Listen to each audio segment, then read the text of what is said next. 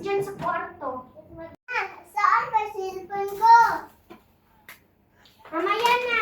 Gagamit pa ako nito. Huwag ka dyan kasi merong ginagawa si Yayas. Wait lang, di tulungan at meron akong... Anak, matulog na tayo. Yaya, hindi pa ito nalilinis dito? Hindi ba po, madam? Ang dami kasing kalat sa kwarto niyo, madam. Hindi kayo malinis. Hindi kayo marunong maglinis. Anong ako? Tapusin mo lang dyan kasi matutulog muna anak ko. Ito man anak ko. Laptop ko muna dyan.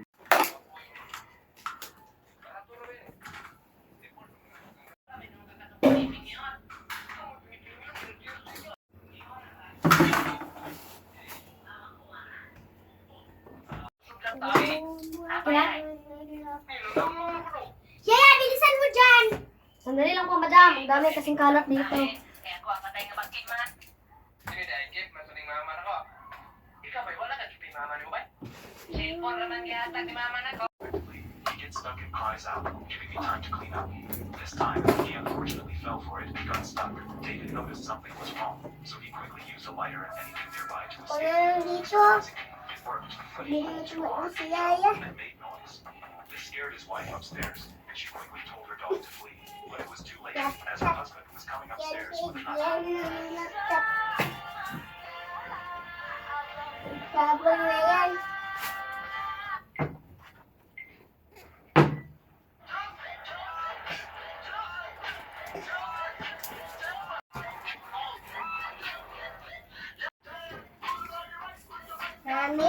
Tapos na po, madam. Tara mag-home ulit, pero at this time, hindi na yung Anong ginagawa mo, anak? me and my MasterCard.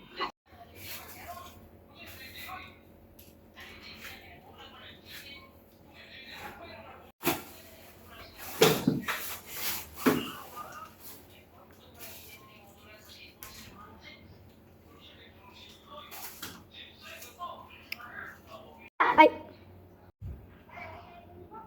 Ay, salamat. Makapagpahinga na ako.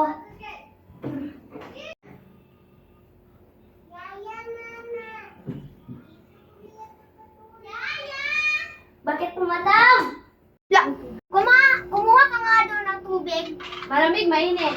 Malamig. Nasa Pagkatapos baso, ng kumuha nasa ka, tasa. tulogin mo yan. Nasa baso, nasa tasa. Uy, same lang yun. Tasa ay sa baso. Sorry po, madam. Listen. Okay po.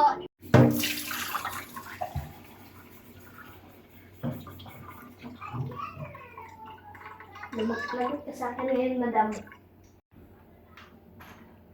Nang umara. Una ka. Ito na po, madam.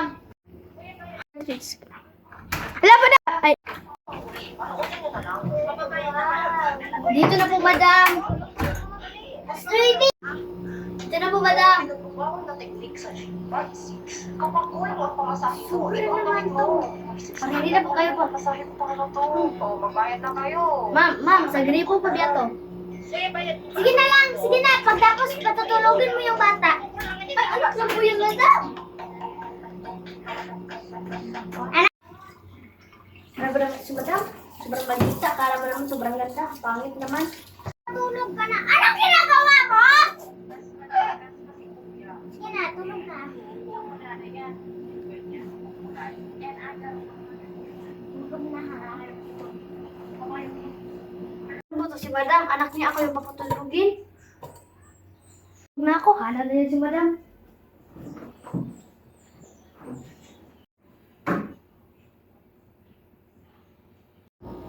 Sino yun? Bak, bunso, wala naman. Asa na ba si Bunso? Bunso! Ano ba? Alam mo, hindi ako yaya. Magkapatid tayo. Meron ate. Yan. At Ay, ikaw, ako pala meron pala si ate. Sorry. at ikaw yung maglinis ng bahay. Hindi. Ay, walang karapatan, di ba? Nagpanggap na akong yaya para susiyan ko kung ano ba yung ugali mo. Ha? Parang! Umigil. Lagot ka sa akin ngayon. Oh, ito! Ah!